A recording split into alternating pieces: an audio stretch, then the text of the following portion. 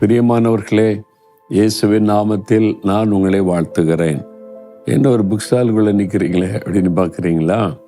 இது நம்ம தேவனுடைய கூடாரத்தில் இருக்கிற பைபிள் வேர்ல்டு, வேதாகம உலகம். இங்கே விதவிதமான பைபிள், ஆவிக்குரிய புஸ்தகங்கள் எல்லாமே கிடைக்கும். அங்கே வர்றவங்கெல்லாம் விதவிதமான வேத புஸ்தகம், அப்புறம் இந்த ஆவிக்குரிய புஸ்தகங்களை வாங்கி கொண்டு வாசித்து ஆசீர்வதிக்கப்படுறாங்க. அதுக்காகத்தான் இந்த புத்தக நிலையம். நீங்கள் கூட புஸ்தகம் வாசிக்கணும். அட்லீஸ்ட் ஒரு வாரத்தில் ஒரு புஸ்தகமாவது வாசித்து முடிக்கிற மாதிரி சின்ன புஸ்தகம். அது சொல்லுவாங்க, தினம் ஒரு 10 பக்கம் படிங்களேன். தினம் 10 பக்கம் வாசிங்க. ஒரு மாதத்தில் 2-3 புக்கை வாசித்திடலாம். புஸ்தகம் நிறைய வாசிக்க நிறைய காரியத்தை அறிந்து கொள்ள முடியும். நான் என்னுடைய வீட்டில் இருக்க புஸ்தகமே லட்சக்கணக்கான ரூபாய் மதிப்புள்ள புக்கு வச்சுருக்கிறேன். வீட்டில் ஒரு சின்ன லைப்ரரி. அந்தந்த நேரத்துக்கு அந்தந்த சப்ஜெக்ட் புஸ்தகத்தை வாசிக்கும்போது நிறைய காரியத்தை அறிந்து கொள்ள முடியும். அதனால் வாசிக்கிற பழக்கத்தை உங்கள் வீட்டிலே ஏற்படுத்தணும். குழந்தைகளாக இருக்கும்போதே பிள்ளைகளை வாசிக்க பழக்கணும். அதுக்கான புஸ்தகங்கள், குழந்தைகளுக்கான புஸ்தகங்கள்லாம் இருக்குது. சின்ன வயசுலேருந்தே வாசிக்க பழகிட்டா வேதத்தை வாசிக்கிறதுல அவங்களுக்கு ரொம்ப கஷ்டமே இருக்காது. சரி, இந்த நாளில் ஆண்டவர் எனக்கு என்ன சொல்கிறாரு அப்படின்னா, எரேமியா 31:13 நான் அவர்கள் துக்கத்தை சந்தோஷமாய் மாற்றி அவர்களை தேற்றி அவர்கள் சஞ்சலம் நீங்க அவர்களை சந்தோஷப்படுத்துவேன்.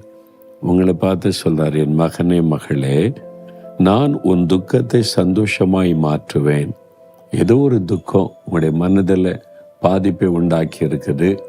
அது மனிதரால் ஏற்பட்டதாக இருக்கலாம், உறவுகளால் ஏற்பட்டதாக இருக்கலாம், அல்லது சூழ்நிலையிலால் உண்டானதாக இருக்கலாம். ஒரு பாதிப்பு, அதனால ஒரு துக்கம். அன்று சொல்றாரு, என் மகனே மகளே, அந்த துக்கத்தை நான் சந்தோஷமாக மாற்றுவேன். எதை குறித்து நீங்கள் துக்கப்படுறீங்களோ அந்த காரியத்தில் ஆண்டவர் அற்புதம் செய்து அதில் சந்தோஷத்தை கொண்டு வருவார். உங்களை நான் தேற்றுவேன் அப்படின்னு ஆண்டவர் சொல்றார். ஒரு குழந்தை அழும்போது தாய் எடுத்து அதை தேற்றுவாங்க. கையில் எடுத்து அதோடு பேசி அதை கையெல்லாம் அசைத்து அந்த குழந்தையை அதான் தேற்றுதல். அந்த குழந்தையை தேற்றுவாங்க.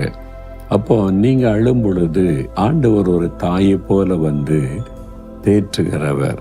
கொஞ்சம் பெரிய பிள்ளைங்கிட்ட தோளில் கை போட்டு ஒரு தகப்பன் பிள்ளையை தேற்றுவான். சொந்து போகாத, பயப்படாத, அப்பா இருக்கிறேன். அது மாதிரி ஆண்டவர் இன்னைக்கு உங்களை பார்த்து சொல்றாரு, என் மகனே, என் மகளே, ஏன் சொந்து போயிருக்கிற, ஏன் கலங்கி போயிருக்கிற? ஆண்டவர் தேற்றுகிறார். நான் உன்னை தேற்றுகிற ஒரு தேவன். அது மாத்திரமல்ல, அவருடைய சஞ்சலம் நீங்க அவளை சந்தோஷப்படுத்துவேன். உங்களுடைய சஞ்சலம், மன சஞ்சலம், உன்னுடைய மனசோர்வாக இருக்குது, சஞ்சலமாக இருக்குதுன்னு நினைக்கிறீங்கல்ல, ஆண்டவர் சொல்கிறார், நான் உன்னை சந்தோஷப்படுத்துவேன். அப்படின்னு என்ன அர்த்தம்? நீங்கள் என்ன செய்தால் சந்தோஷப்படுவீங்க? எதில் அற்புதம் நடந்தால் சந்தோஷப்படுவீங்க? அதில் ஆண்டவர் உங்களுக்கு அற்புதம் செய்வார். ஒரு குழந்தை அழுகுது, ஒரு குழந்தை பாதிக்கப்பட்டிருக்குது. இந்த குழந்தை அழுகையை நிறுத்தி சந்தோஷப்படுத்தணுமானா அது தாய்க்கு தான் தெரியும். சில பொருளை கொடுத்தா சந்தோஷப்படணும்னு நினச்சா தூக்கி அது வீசிடும் கோபத்தில். ஆனால் சில இதை கொடுத்து பார்த்த உடனே அப்படியே சந்தோஷம் வந்துடும். அது இந்த தாய்க்கு தெரியும். எதை செஞ்சால் என் குழந்தை சந்தோஷப்படும். ஆண்டவருக்கு தெரியும் என்ன செய்தால் நீங்கள் சந்தோஷப்படுவீங்க.